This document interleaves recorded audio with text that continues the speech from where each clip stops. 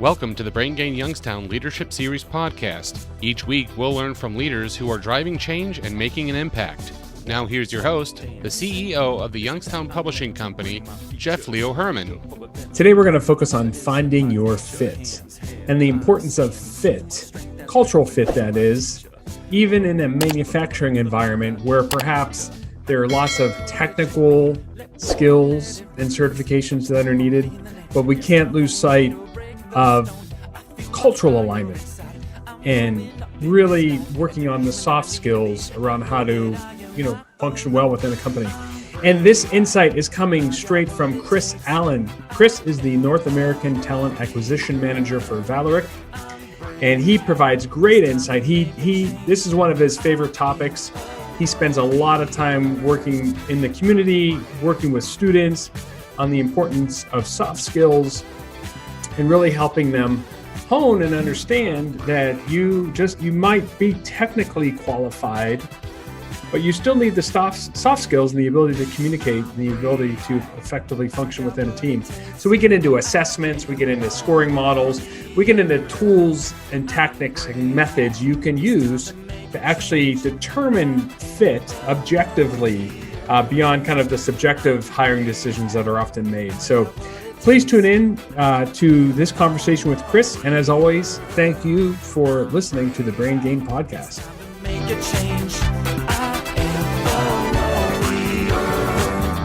So Chris, thanks for joining us on the podcast today. Definitely appreciate your time. You're welcome, Jeff. So we have Chris Allen here. He is the North American Talent Acquisition Manager for Vallourec USA. Is that correct, Chris? Did I get that That's right? Correct. You got it right.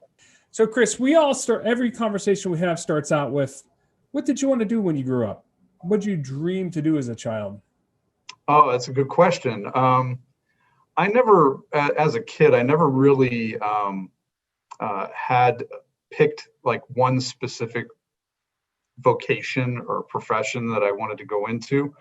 I think mine was it was broader in respect to, I'm a very social person.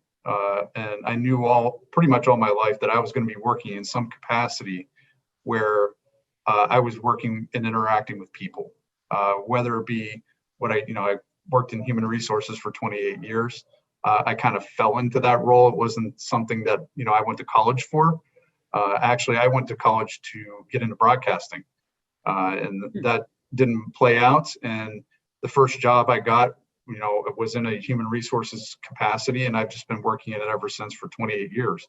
But it could have been sales, it could have been, marketing, anything that's forward projecting, with people. Right. And so I never really said, no, I'm going to be a doctor or a garbage man or, anything like that. It was more, I just want to be around people. Right. Did you have any people you looked up to as a child? I did, actually. One of the people when I was very young, my one grandfather owned a fairly large bakery in Warren, Ohio. It was called Allen's Bakery. He was much older, so I didn't have a lot of personal interaction with him, but I was always impressed by the fact that this is a man who wasn't very well educated, developed a business that people told him he couldn't do because he wasn't a baker by trade. He was a sales guy. And he built this business and was pretty successful and ran from, the mid 50s through 1976 or 77. Wow. And was very successful at it. And it was, as a younger boy, walking into the bakery and looking at all these guys, because mostly guys back then, working back there and watching them make all this stuff, it was pretty impressive to me. And knowing that I had a grandfather that he owned this, these are his employees, and right. That always impressed me that he was able to do that. Right, true entrepreneurship. I mean, it's from scratch, right? Right. One. Yeah. But and you said, I mean, it's interesting. He liked engaging with the public, and he liked probably serving his customers. And oh, by the way, baking was how he accomplished that. Right. That's exactly it. And again, that goes back to your first question: is what did you want to be? And it's the same kind of thing where it's It could be that. It could be working in a bakery. It could be working in human resources for a large manufacturing company. It's all about interacting with people and working with people. Right. Well, so what's interesting, that the fact that you're a talent, you're in your role and your title as talent, the word talent, Right.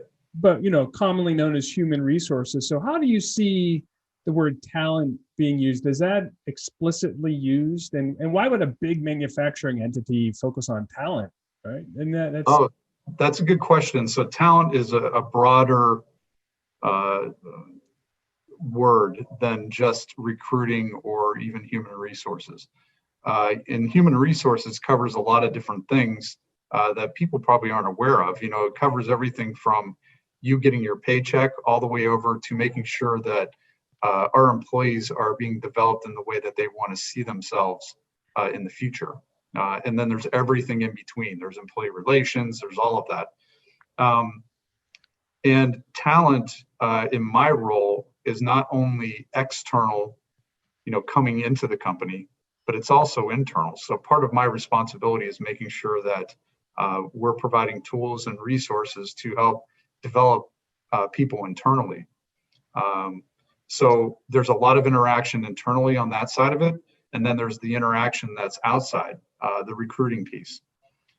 And also part of that talent is how you are projecting the company. So I don't hold a marketing role. I would say more, it's an employer branding role. Mm-hmm. So, you're representing the company you work for. Right now, it's Valorec. It could be anywhere. But part of my job is to make sure that everybody in the community that we're in, regardless if it's in Youngstown or Houston or Muskogee, Oklahoma, understands who we are and what we provide to the community. And that right there is all, those three things basically are talent. Right. What my focus is right now. So then when I heard the word tools and resources, so you're not making widgets, right? And there's probably very systematic ways to do, obviously systematic ways to do things in a manufacturing environment, but are the employees or the associates of Valorec, are they trained or do they get more meaningful training for their own personal development as well? Yes. So it depends on, where they are, who they are, where they work. I'm not necessarily involved in the one piece of it, but I think should be part of the answer is, on the hourly side of the business, we provide our employees with what we call a skill-based development program, which is a program that's set up almost like an apprenticeship, where once you achieve these classes and these levels, that you can move up in pay. Part of that is soft skills training. So it's not only about learning how to do your job, it's learning how to interact within that job, right? So learning how to communicate, learning all these different skills that aren't specifically about turning wrenches or making pipe. I think that is good for, them in personal development, because that not only helps them at work, but it helps them outside of work with right. every other thing that they do. Now, on the other side of that, to give you an example of personal development, this year was a strange year, of course, a lot of people working remotely. So one of the things we put in place is an assessment that we gave to employees to measure their abilities doing remote work. And then we sat down with them and went over the results of that, looking at their strengths and where they have gaps, and helping them understand that, in that environment, this is what you need to do. And again, that not only helps them at work, but I've had people give me feedback that it helped them at home while they were helping their kids do work for school. So right. They took some of that resource and applied that to their kids' schooling. Well, that's good to hear. And I know, speaking of kids' schooling, so, once again, we're going to, for the next several years, it's going to be pre-COVID, post-COVID conversations, but you had a very busy schedule working directly in the schools. And I recently saw you present at the Junior Achievement Virtual Career Fair. I think you came on before Trestle. So were you the warm-up act for Trestle? I think I was a couple before him. Okay. Actually, in the original schedule, he was supposed to come right before me. So I was sweating that a little bit because I had to follow that up. Well, guess what? He was right before me. So, obviously, the virtual participation just, tanked. They saw my big face on this. Yeah, he's a hard one to follow. I mean, he's an amazing speaker. I've heard him talk many, many times. In fact, he was the head football coach at YSU while I was going to school there. Right. And even back then, he's always had that knack for presenting to people, regardless of the crowd or the situation. And if you see him at work at the university with the students, he is the most amazing person with that. And to go through and see that transformation when he first started to the way it is now over a very short period of time, it's amazing what he's done over there. To get on that topic all through, but I mean, endless learnings from a leadership standpoint, but before we took the tangent over to President Tressel. So, I watched your presentation at the Junior Achievement Job Fair, and I've seen you present directly to the kids, once again, pre-COVID. So you do focus a lot on the soft skills side of it. And that's fascinating because that's something that we don't often think about from a career development standpoint. So could you take us through a methodology or how you normally approach that subject? Well, sure. So whether it's internal or external, one of the biggest problems, and it is a problem, and one of the biggest challenges we have as an employer is finding people who fit into the company, right? So I've worked at a few different places, different industries, and it always comes down to that, where you're looking at people and their skill sets and whether or not they have that right skill set to fit into the job that you have open. But there's another piece to this. And over the years, most employers have included assessments in their application process to determine whether or not a candidate is a good fit for the company. I use quote unquote. That fit usually does not include their technical abilities. It's pretty easy to determine whether or not a person has technical abilities. You can talk to them for 5-10 minutes and find out whether or not they know the terminology, they understand the mechanics of whatever you're asking them to do. The other part of that is whether or not culturally they fit into your company. And a lot of that comes down to, do they have the right soft skills to do it? Wow. So you're talking more of a subjective, well, it can be measured, and I think you'll probably get into how, like you said, an assessment, but this is fits. And I never really thought about that. So it's not technical ability, which, like you said, that's observable. Those are observable characteristics. You're talking about observing their personality almost. Well, not so much the personality. You look at motivational fit. Do they have the right motivation? Do they have? Do they prefer to work on a team or by themselves? And those things are all determined by what your company culture is, right? So you have to first look at what does a company as a whole want to see in their workforce. And then you go out and you base your interviewing skill, assessments and interviews based on what the company wants to see through job analysis and all that kind of stuff. But the reason why I always talk to students about it is, you look at our skill-based development program and we have these soft skills that are included in that. And that's because the company said, we see a need here because there isn't enough of it. And we spend a tremendous amount of money internally to get our current employees up to where we want them to be, which means that anybody externally coming in is probably in the same kind of level of soft skills, because we make them all do it too. So my thought process was, well, I'm going to start presenting this to people outside just because they need to be more aware of that, not only to develop into a good employee regardless of where they work, but also to understand that a lot of your bigger companies are now assessing you on those things. And I think it's overlooked quite a bit that You need to be able to communicate. You need to be able to work on a team. You need to be able to have empathy. You need to show that you have motivation and you are, innovative and things like that.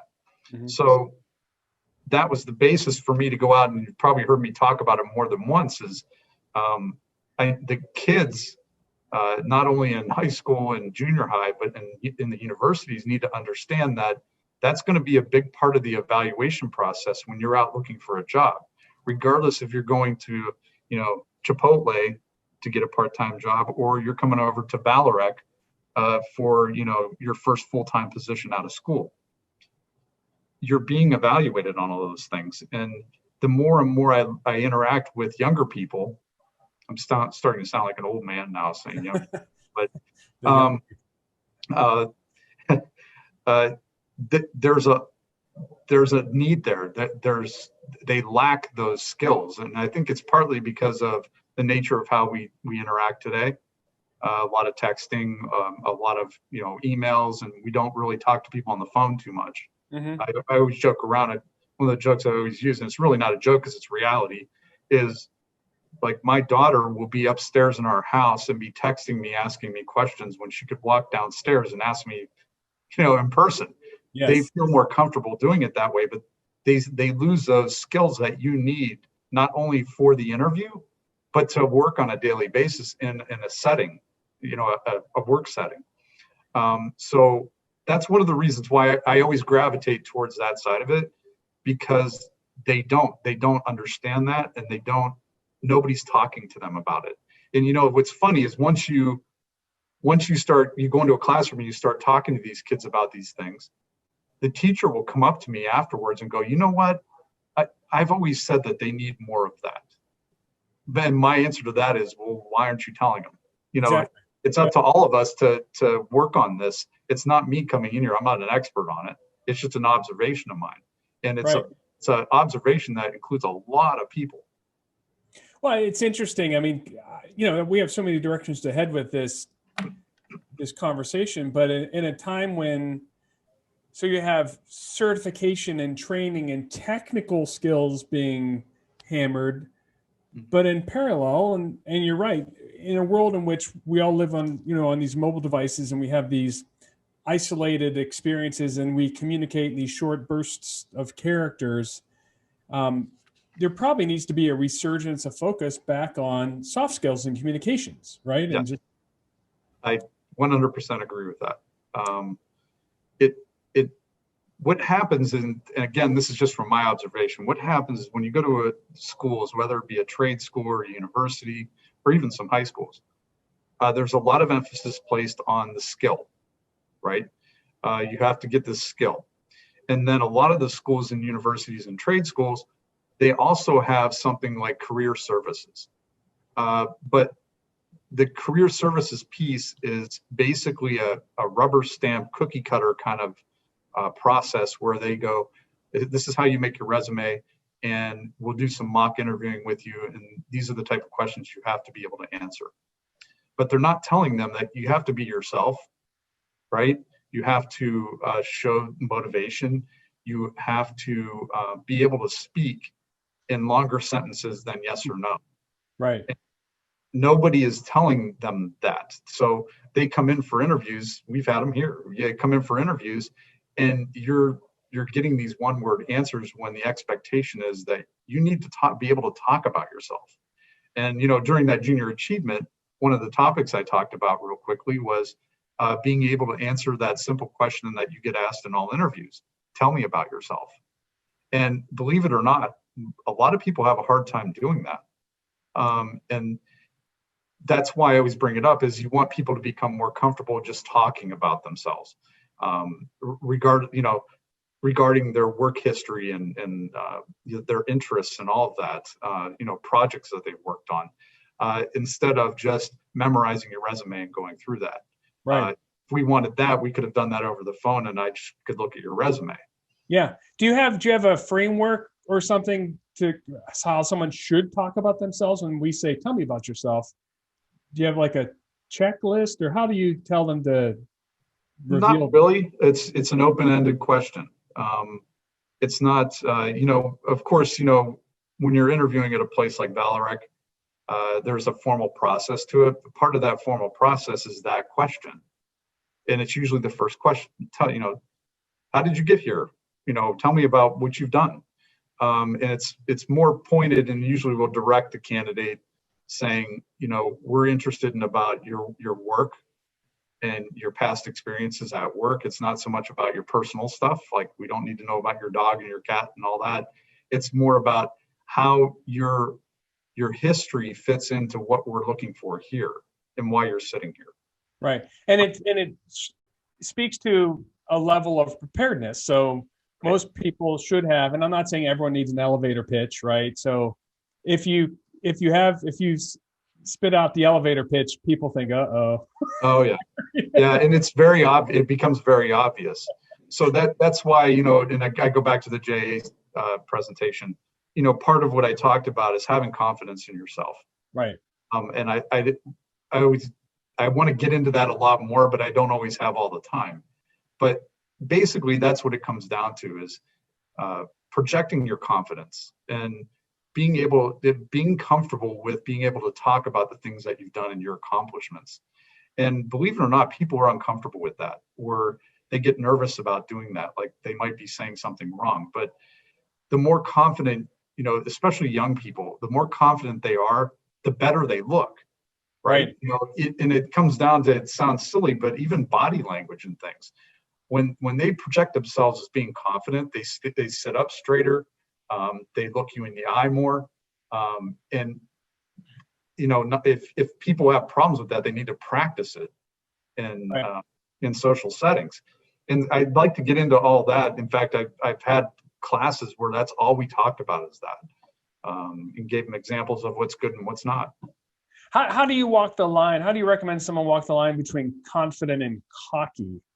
Because I see, having kids, I work, interact with kids all day long too, is sometimes, they're cocky at home, right?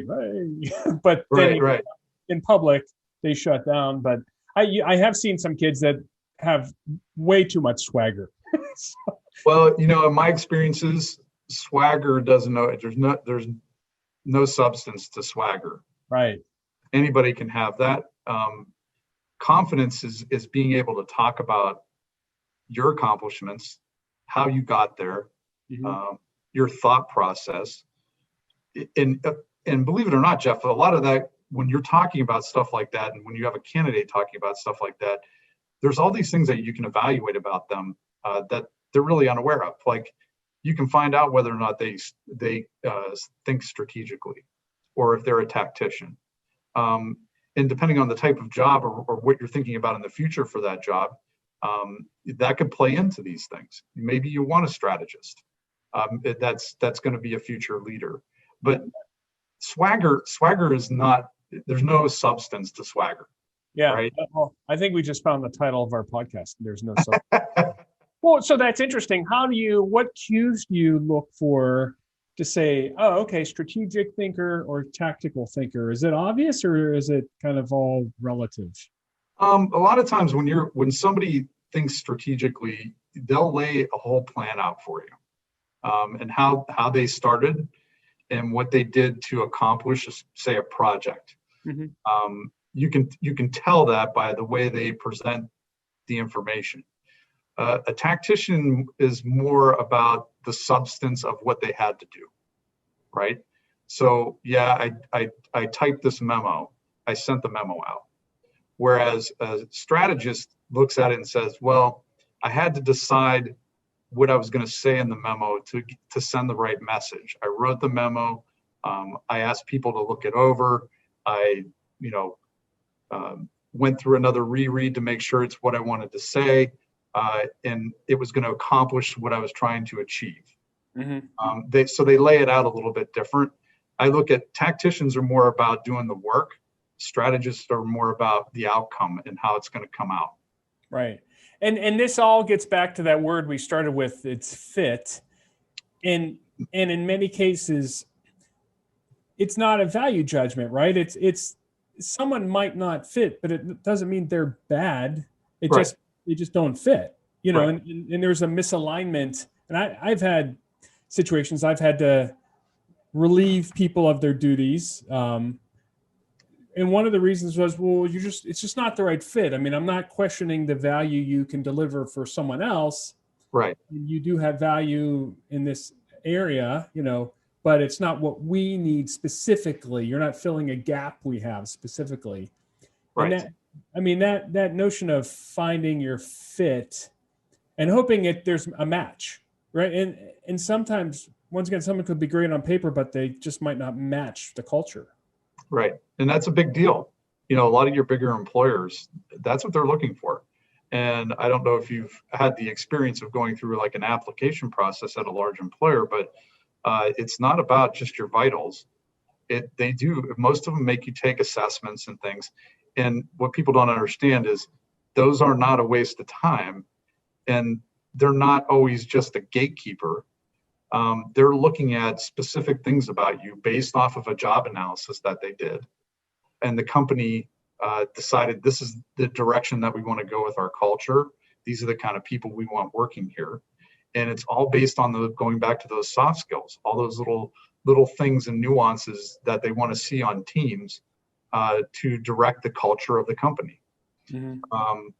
And it's hard for people to get their head around because a lot of times, or not a lot of times, but I've had conversations with people that are like, well, I check every box on your job description that says I need to know this, I need to have this degree, I need that. Why don't I qualify?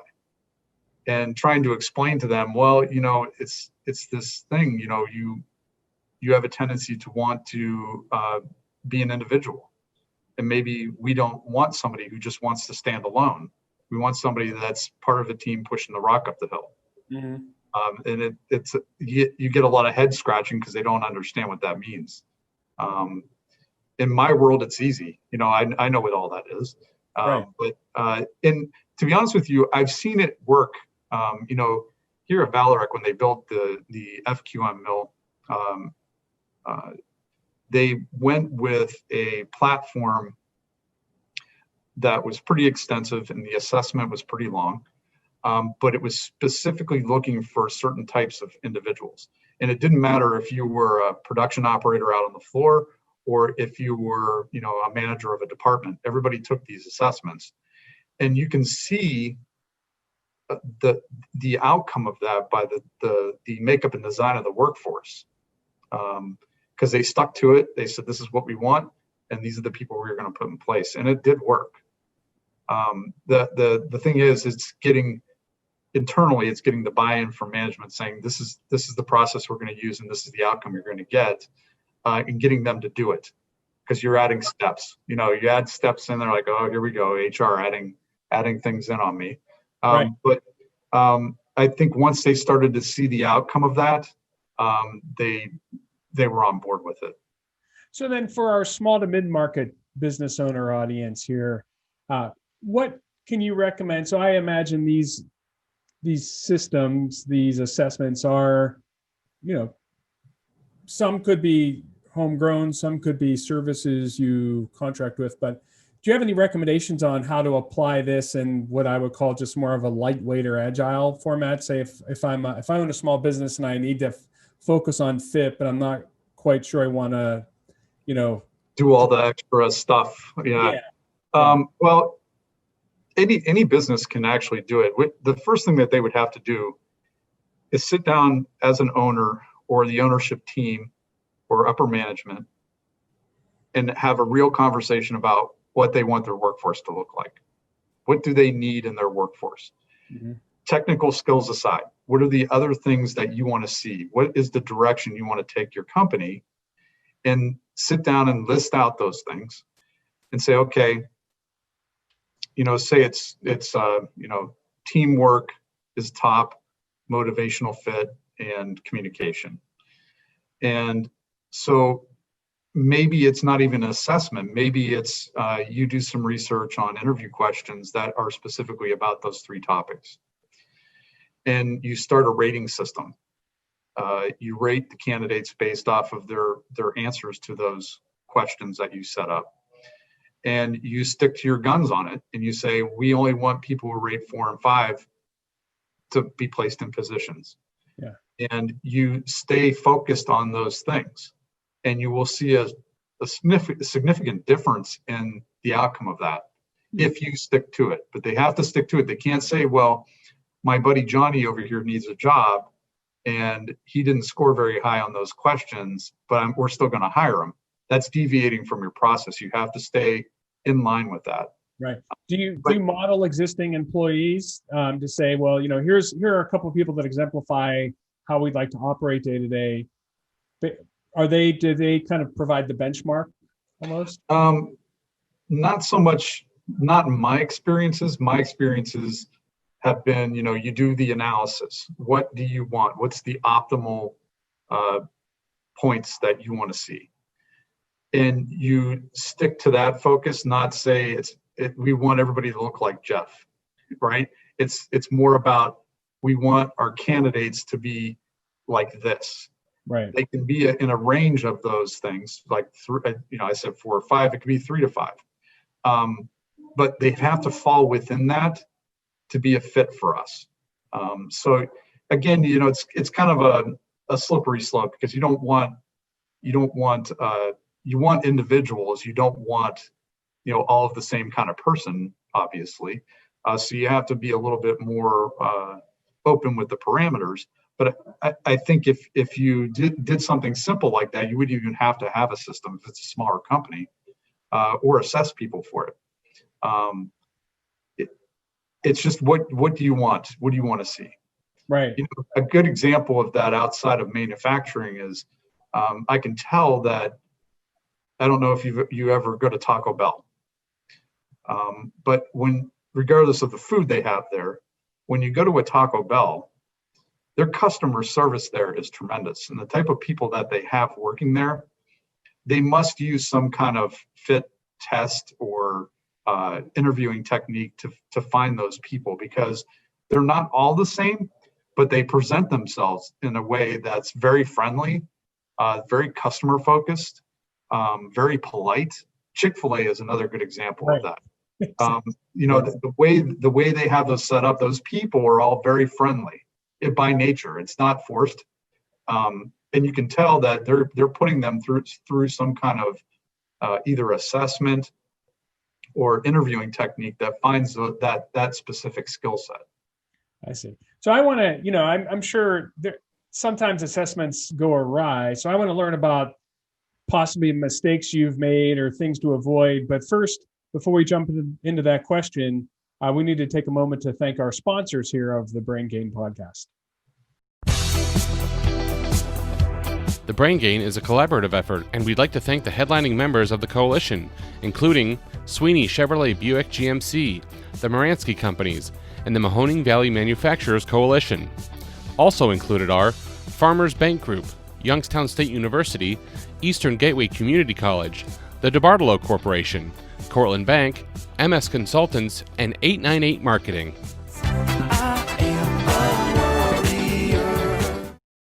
Okay, Chris, we're back. This is a fascinating topic, learning about the role of assessments and fits. So have assessments ever gone too far in self-selecting an outcome that was unintended? I don't know about unintended. I think where I've seen mistakes in the past is in the analysis part. So a lot of times, if you're going to use assessments and you're going to use a company, they'll ask to come in and do a job analysis where they ask a series of questions to management individuals, individual contributors. They get kind of a census from various different people within the company as to what they think the company culture is, and they'll have a series of answers for that. And then they put all that together and say, okay, here's your, and again, this is going to get a little technical, but here's your weighting on each category. Right. And then a series of questions, and then their answers they weighed out to see if they fit into that parameter. Well, I've seen it where maybe the people doing the analysis part either weren't completely paying attention to it or putting 100% into it, or it was pencil whipped.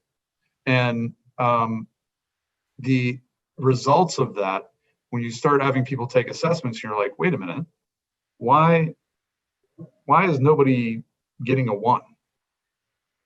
And it's because we set the parameters too wide. And so everybody's going through and fitting into, what our weighting is. Right. And you go back and you look at it and all the scales are like this when they should be like that. Right.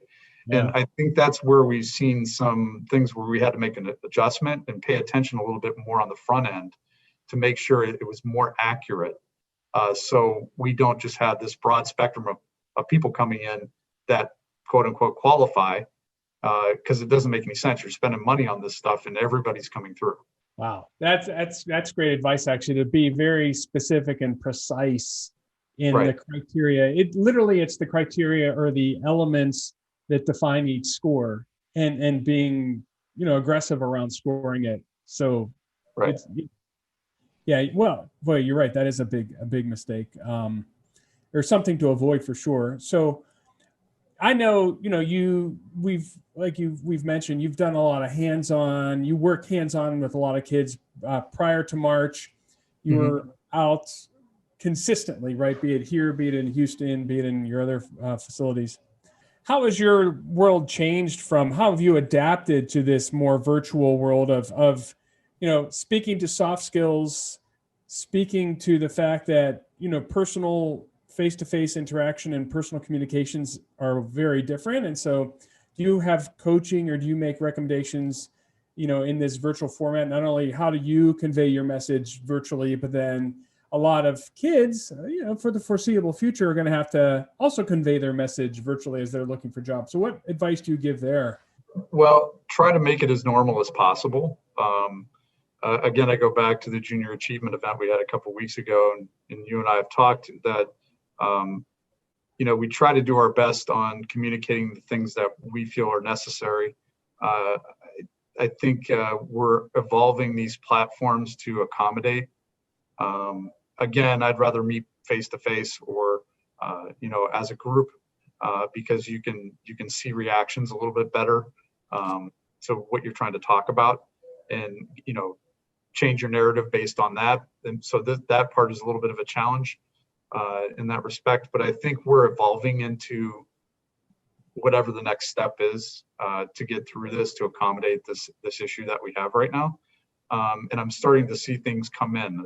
My calendar is starting to go back to normal. It's starting to fill back up on using different platforms. And, junior achievement, again, is a very good example. That's kind of on the high end. I think in a couple of weeks, I have something scheduled with Camel City Schools in their after school program, where I'm going to talk to the kids that are in that program through a platform. And try to interact with them in that way. So we're going back to doing things like that. It's not in person. And again, I'm a social person. I need to have that personal interaction with people. So I myself, that's a challenge for me to get past that part of it. It's starting back up. I think people are getting more comfortable with using tools. And figuring out ways of making it creative enough to capture the attention of kids in general. So I think going into the beginning of next year, we're going to see a bigger ramp up of that once we see some success with what we've done so far. Right. And speaking of, it's currently December 2nd, 2020, right? So do you see an emerging war for talent? So in the Mahoning Valley specifically, we have Lordstown Motors ramping up. We have GM LG Chem ramping up. TJX distribution centers. There's Old Dominion Trucking. There's just a number of large organizations, and there seems to be also a lot of businesses continuing to ramp and hire. What are you doing, from the notion of talent? How do you retain your best employees? Because they might be attracted to, say, some of these new opportunities where some of these entities might be waving some money around. So it's always been a challenge, and it's more of a challenge now because a lot of these startups and things that you've talked about are very competitive with Valorec, right? In the past, you've only had a few big fish in the pond, General Motors, Valrec, and that's where people lined up and wanted to go. Now there's a lot, and this is great. It's exciting that there's a lot of opportunity that's being created out there in different industries. So you have more diversification. I would say our biggest challenge is making sure that we're providing for our employees, making sure that they're heard and are comfortable with what they do. And in these challenging times, we were able to achieve a great place to work status and get our certification for that this year, indicating that our workforce does like working here. Yeah, right. And we must be doing some things correctly. I think our score this year was 74%. Wow. Which is pretty high compared to, I think the industry average through Great Place to Work is 59%. Wow. So we have that confidence that that's there. And we do understand that we have to be continually looking at that and being aware of that. Now, that said, looking at the labor market in general, it is going to be a major challenge going forward. It was a challenge before any of this to find people that qualify, that had even interest in coming into the manufacturing setting. So when you add these extra things on, it puts the burden on the trade schools. It puts burden on people like me who have to figure out how to find people to come in. So our efforts are going to have to even go higher than what we were doing before. And oh, by the way, you have this challenge of COVID holding you back. Right. And there's a perception of manufacturing being this kind of an old, dirty, industrial, non-personal work environment. But you're saying that your challenge is, like, how do you communicate the fact that it's actually not that? It's modern.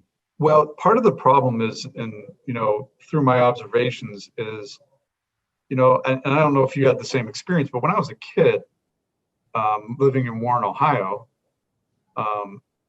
there was factories all over the place. You go to the grocery store with your mom, or you go to the restaurant, there was always some guy or gal there with their, factory coat on or whatever, picking up their lunch. And it was part of the norm. And you asked a lot of questions about that. And you also had the opportunity in your communities to go into these factories and mills and things and walk around and look at the stuff and watch these people working and making things. And over the years, that's all gone away. Part of it's due to, the downturn in our market in this area. It's due to safety concerns. Most of your companies won't allow just the general public to come in and walk around and look at, people making wiring harnesses or whatever it may be. So I think over the course of time, you've lost a lot of that interest there, that inherent interest. And then it's just completely gone out of the conversation. So parents, if they're not working in those industries anymore, they're not having those conversations at the dinner table about their workday, about, making whatever it is they make. So the kids lose interest in all of that, or they don't know about it at all. Right.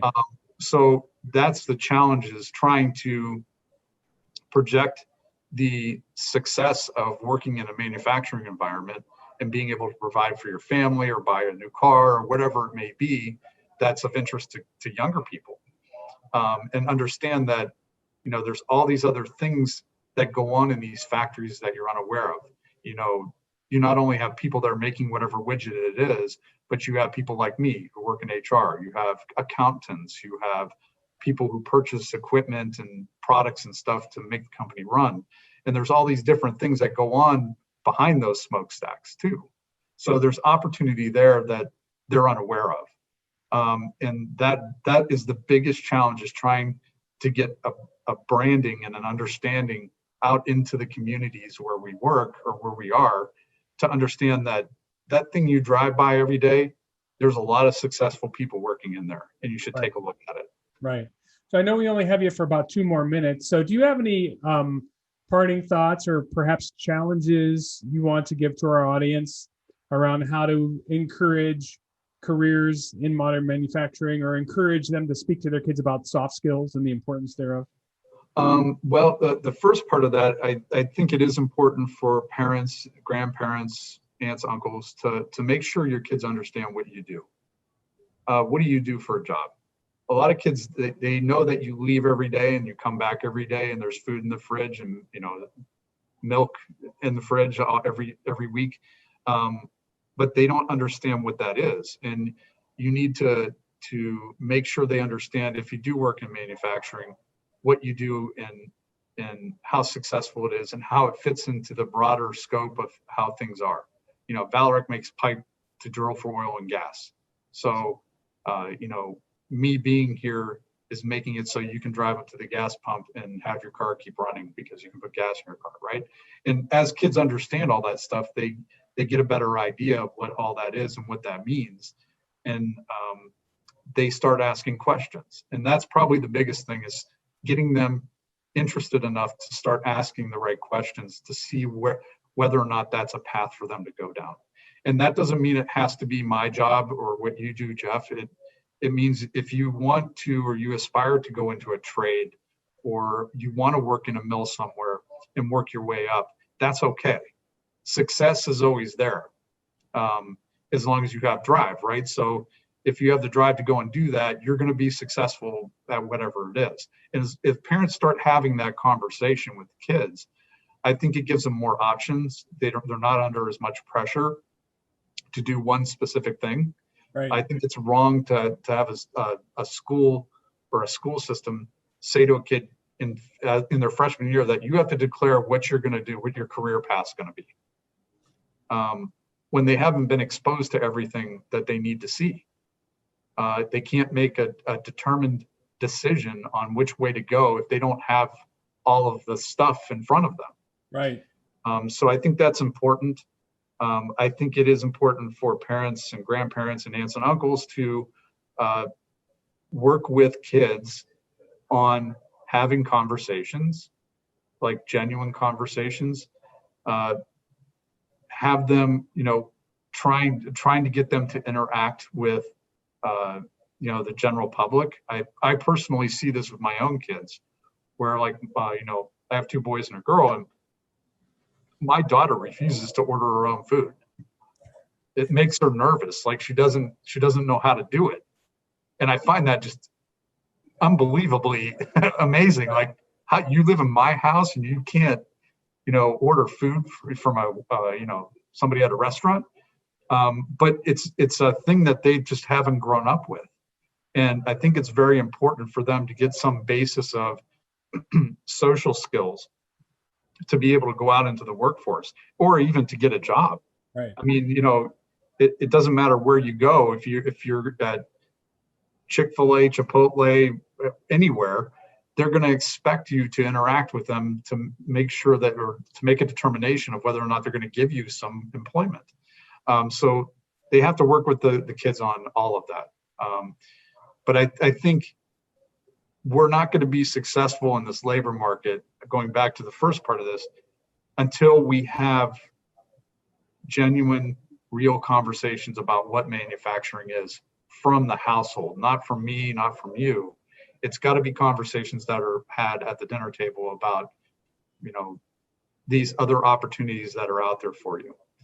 And I think we're at a point now where we're getting past the fact that, we got hit hard back in the early 80s with the downturn in the steel market.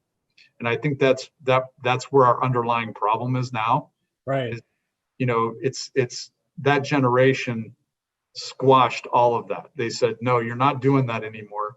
You're all going to go to college, and that's the only way you're going to be successful. And that was true for a certain period of time.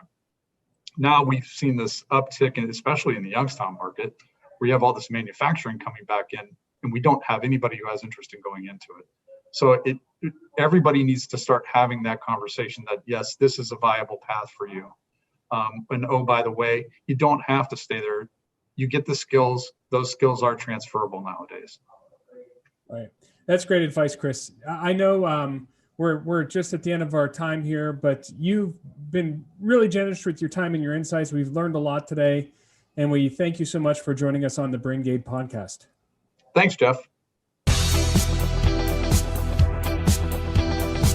before we go, I'd like to thank members of the Brain Gain Coalition, especially our great sponsors. Without them, none of this would be possible. So a big thank you goes to Sweeney Chevrolet Buick GMC, the Moransky Companies, and the Mahoning Valley Manufacturers Coalition. Thanks so much for their support. And also, please follow, like, and subscribe to this series on your favorite podcast player. And if you have any questions, just go ahead and connect with me on LinkedIn, one of my favorite places. You can find me over there at Jeff Leo Herman, and send me a message. I will see you next time. I'm growing up in this life, and to the human that I need to be, I know that I am not alone. I'm brave, I got what it takes, I am a warrior. Thanks for watching the video. Be sure to like, subscribe, and hit that little bell for notifications. And also make sure to connect with us on Twitter, Facebook, and LinkedIn. For all of your business news, visit businessjournaldaily.com. For all of your arts and entertainment news, go to afterhoursyoungstown.com.